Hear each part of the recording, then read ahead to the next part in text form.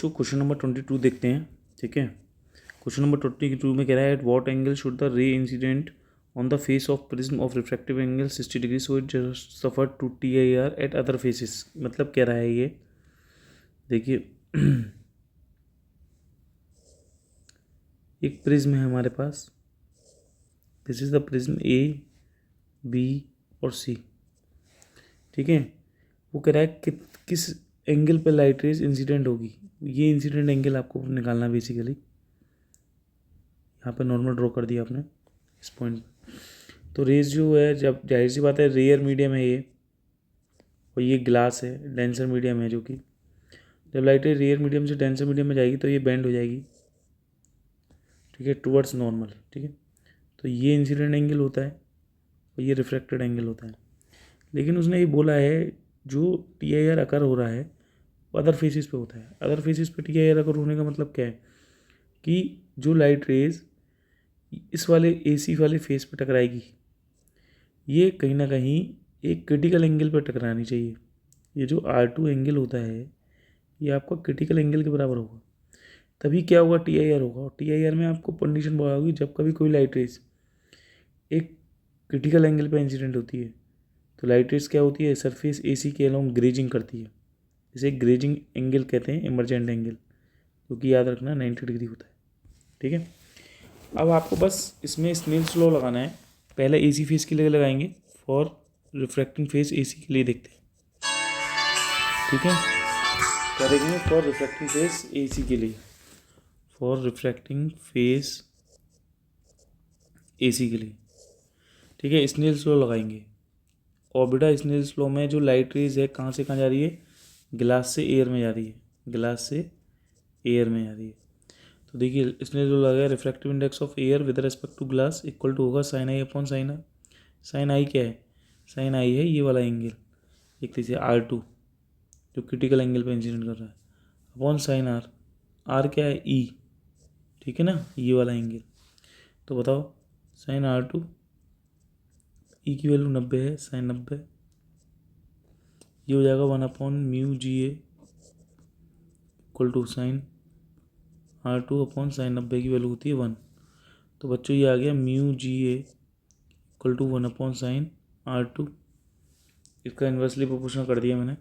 μ/GA की जो वैल्यू है क्वेश्चन में गिवन है ऑलरेडी आपके पास, कितनी है, 1.524, 1.524 इक्वल टू हो गया ये 1/sin R2। तो बच्चों sin R2 इक्वल टू हो जाएगा 1/524। जब आप इसे सॉल्व करेंगे, तो R2 इक्वल टू लिखेंगे साइन इनवर्स 1/524, जिसकी वैल्यू जो है फाइंड आउट होके आई नहीं है, ये अप्रॉक्सीमेट वैल्यू आएगी 41 डिग्री। कितनी आएगी, 41 डिग्री आएगी। ठीक है, क्लियर है। अप्रोच देख लीजिए, ये एक्चुअली विदाउट कैलकुलेटर नहीं हो सकता। ठीक है, उसके बाद पूछ रहा है, देखिए आपको निकालना क्या है, I, लेकिन R1 नहीं पता। तो अब आप क्या करेंगे, इक्विलेटरल प्रिज्म में ये एंगल तो आपको पता है 60 डिग्री होने वाला है। ठीक है, तो आपको ये कंडीशन पता होगी कि R1 + R2 बराबर क्या होता है, A होता है। तो R1 निकाल लेंगे यहाँ से, R2 की वैल्यू आपको पता चल गई 41 होती है, एंगल ऑफ प्रिज्म 60 डिग्री होता है। यहाँ से R1 की वैल्यू कितनी आएगी, 60 - 41 इक्वल टू जो है 19 डिग्री आपकी R1 आएगी। अब देखिए स्नेल्स लॉ लगा दिए, क्योंकि I चाहिए ना, आपको I चाहिए। तो क्या करेंगे, अब आप स्नेल्स लॉ लगा दीजिए फॉर फेस AB के लिए। ठीक है, फॉर रिफ्रैक्टिंग फेस AB के लिए देखें, रिफ्रैक्टिंग सरफेस, एक minute, for refracting surface AB के लिए, फॉर रिफ्रैक्टिंग सरफेस AB के लिए देख ले, स्नेल्स लॉ लगाएंगे। स्नेल्स लॉ, लाइट रेज कहाँ से कहाँ आ रही है, एयर से ग्लास में जा रही है। ठीक है, तो refractive index of glass with respect to air equal हो जाएगा sine I upon sine are.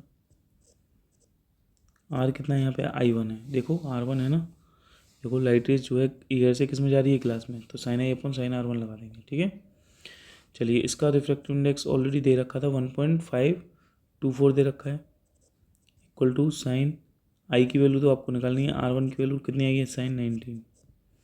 तो बच्चों साइन आई बराबर कितना आ जाएगा यहाँ पे, ये आ जाएगा 1.524 इंटू साइन 19 इसकी वैल्यू आप सॉल्व कर लेना, ठीक है। साइन 19 की जो वैल्यू है वो आपको 0.3256 मिलेगी। कितनी? 0.3256, ठीक है भाई। इसका जब मल्टीप्लाई करेंगे लगभग आएगा 0.4962, जो साइन आई की वैल्यू आ जाएगी।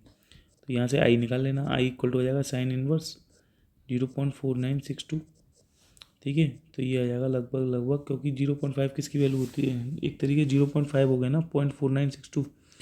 तो आप अगर देख सकते हैं 0.9 का मतलब है 0.49 को हम देखो 0.49 को अगर हम लिख सकते हैं कितना, अप्रोक्सीमेट 5.5 को लिख सकते हैं 1/2 को क्या लिख सकते हैं साइन 30। तो साइन इनवर्स साइन 30 लिख सकते हैं इसकी वैल्यू को। बेटा 0.496 को 0.5 लिख सकते हैं, और 0.5 को लिख सकते हैं 1/2। 1/2 किसकी वैल्यू होती है, साइन 30 की तो वैल्यू होती है 1/2, तो इसकी वैल्यू एक तरीके से साइन 30 हो गई। तो साइन इनवर्स से साइन कट जाएगा, तो ये इंसिडेंट एंगल जो है अप्रॉक्सीमेट 30 डिग्री आ जाएगा, ये कहना चाह रहा है, ठीक है। तो यही आपसे निकलवा रहा था। Thank you.